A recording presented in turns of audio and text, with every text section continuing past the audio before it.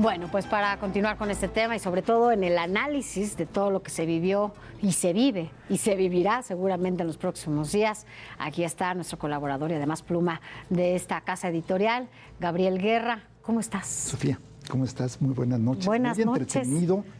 Me sorprende Sí. que no tengas palomitas aquí. Yo creo que las tienes allá abajo. Acá las tengo, mira, allá El están mostrador. abajo. Sí, así Pues mira, podríamos empezar un juego. Invito a nuestro auditorio a que lo haga. Shot, cada vez que alguien diga, este estado está demasiado apretado para dárselo a uno de los dos. Sí. ¿No? Shot, cada vez que alguien diga, es que es la elección más apretada de la historia. Es apretadísimo, sí, incierto completamente en este momento, aunque hay algunos primeros indicadores que a mí me hacen pensar que Donald Trump pudiese llevar ventaja, sobre todo en el colegio electoral, ¿no? Y esto, a ver, para quien nos está viendo, el sistema estadounidense es terriblemente complejo, es del siglo XVIII, literalmente. Así es, no ha habido una transición. No se elige. El país que dice que es el faro de la democracia no elige a su presidente de manera directa. Por el voto popular. El voto popular es completamente irrelevante. Entonces, aquí tenemos una serie de estados que históricamente votan en un sentido o en otro. Por ejemplo, Texas. Texas tradicionalmente vota republicano. Ya se sabe. No entra en los cálculos, en las apuestas. California o Nueva York siempre votan demócrata. Entonces, ya se dan por hecho. Si eres un ciudadano de cualquiera de esos estados, y hay muchos otros, Alabama, Mississippi, Missouri, eres un ciudadano de segunda clase, tu voto vale menos. Y si hacemos una gráfica de a qué estados han ido más los candidatos, claramente ves que se concentran en 7 estados. Ahora, justo bien lo dices, estos estados que son importantísimos en cada una de estas elecciones son los llamados bisagra. ¿Por qué les llaman bisagra? Porque cada estado tiene un número de delegados que envía al colegio electoral. Ese número equivale a su número de congresistas. Y quien gana ese estado, aunque lo gane por un voto, se lleva todos los delegados. Entonces, aquellos estados que son competitivos son los bisagra. Son los que pueden darse la vuelta. Todo mundo sabe, y por eso el gasto electoral, el gasto de propaganda, las visitas son menores en los estados, digamos, seguros, ¿no? Pensemos en México, en los viejos tiempos, que decías, bueno, el Estado de México es tradicionalmente priista. Ya ni ¿no? ¿Para qué vas, no? Tabasco es ahora de Morena, ya para qué vas, o Aguascalientes o Guanajuato son tradicionalmente panistas. Bueno, allá funciona igual, con la diferencia de que, pues si tú aquí logras tener un mejor resultado en Guanajuato, aunque pierdas, esos votos te cuentan, valen. Cada voto cuenta, y allá no. Allá solamente importan los votos de los estados, que pueden variar la ecuación para sumar 270 votos en el colegio electoral. Así es. Que es la mitad más 1. Puede haber empate, en teoría. Ahora, de los estados bisagra, hasta el momento, el único que ya está cantado es Georgia.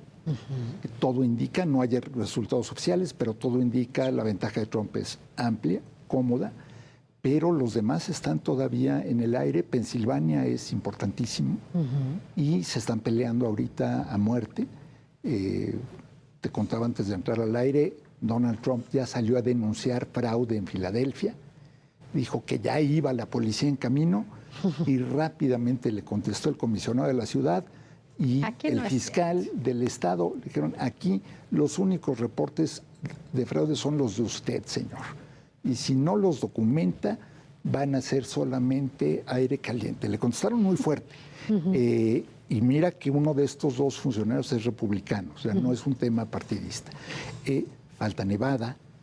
Falta Michigan. Michigan podría irse con Trump porque hay una alta proporción de población musulmana que está indignada por lo que está pasando en Medio Oriente y el apoyo de Biden-Harris al gobierno de Israel.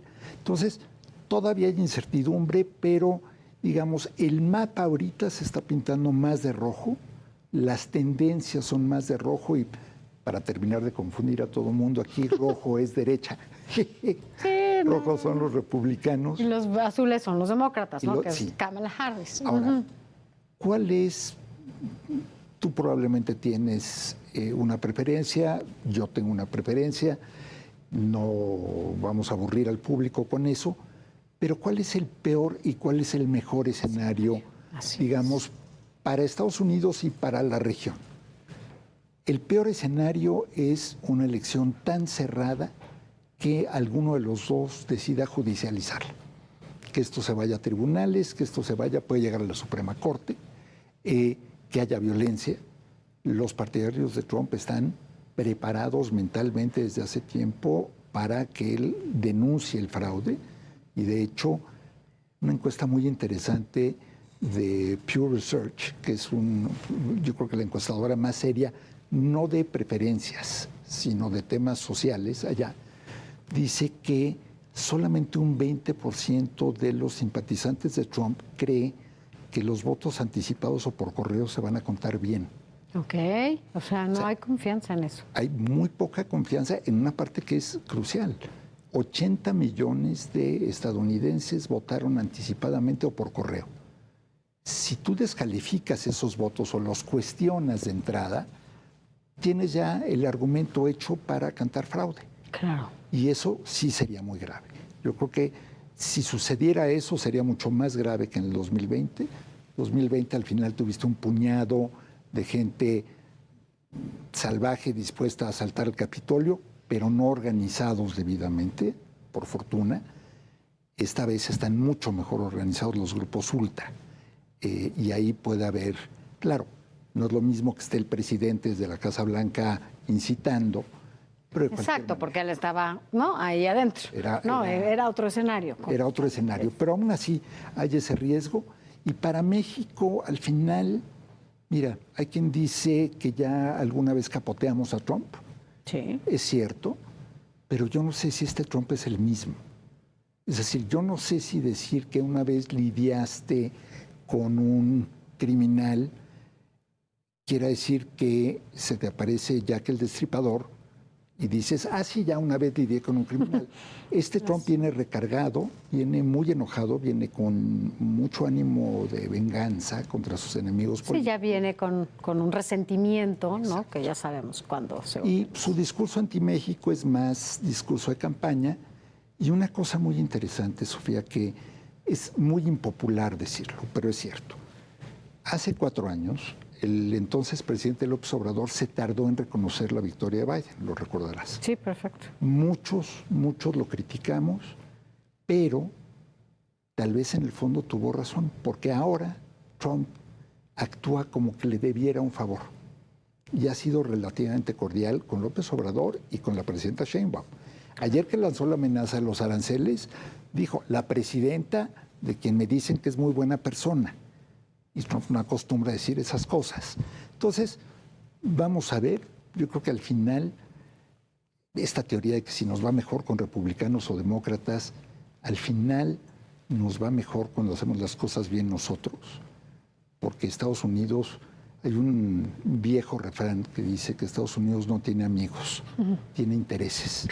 Y van a actuar así. Y además, un poco también para ir cerrando, hace poco hablaba alguien que decía, o más bien yo hablaba con alguien que vive en Estados Unidos, y mexicano, ¿no? Que se fue a vivir hace muchísimos años a Estados Unidos, y yo, bueno, pues, ¿por quién vas a votar, no? No, pues, por Donald Trump. Y yo, ¿qué? No, ya sabes, de este lado, yo, ¿qué te pasa? ¿Por qué vas a votar por Trump? No, bueno, porque habla de la economía. ¿Y qué necesita en estos momentos Estados Unidos? Es economía, ¿no? Y de alguna manera Kamala está como en otro discurso, ¿no? Está hablando del Medio Oriente, valores, ¿no? O sea, ese tipo de cosas. Y los estadounidenses lo que buscan en estos momentos es mejorar la economía. Que bueno, cuando estuvo Donald Trump no fue la mejor, pero hay que recordar que también fue en el momento de la pandemia, ¿no? Pero fíjate, es muy interesante lo que señalas. Primero, los latinos en general simpatizan con Trump, sobre todo por sus posturas en temas sociales.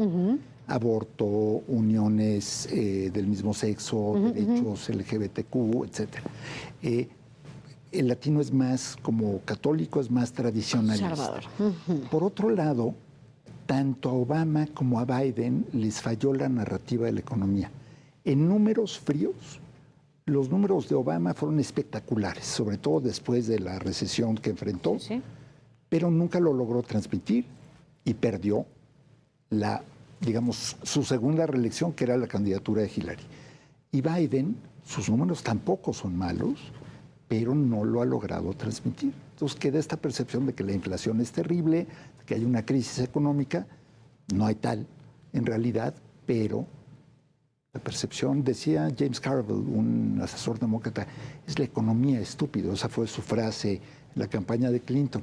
Y ahora ya no es la economía, es la percepción de la economía. Claro. Y ahí Trump ganó pintando un escenario de desastre. No es para tanto, pero lo que importa no es la realidad, ya lo sabemos, sino la percepción. Así es. Tristemente. Tristemente. Bueno, pues veremos qué sigue. Platicaremos en la semana, ¿no? Veladoras, palomitas y shots. Platicaremos en la semana porque esto no se va a resolver hoy. No ha adelantado mucho. Esto apenas, mira, son 178 Donald Trump y 99 Kamala Harris. Veamos qué pasa en California también. Falta es un número importante. Falta Oregon, falta Washington. Esos son claramente todos estados demócratas. Vamos a ver. Hoy en la noche no se desvele usted innecesariamente. Aguante todavía un par de horas. Espérese un poquito. Pero esto probablemente tendremos claridad hasta mañana o pasado, si bien nos va. Así es. Y hablemos para ver cómo van cambiando las cosas. ¿Va? Gracias, Gabriel, como siempre, por estar con nosotros.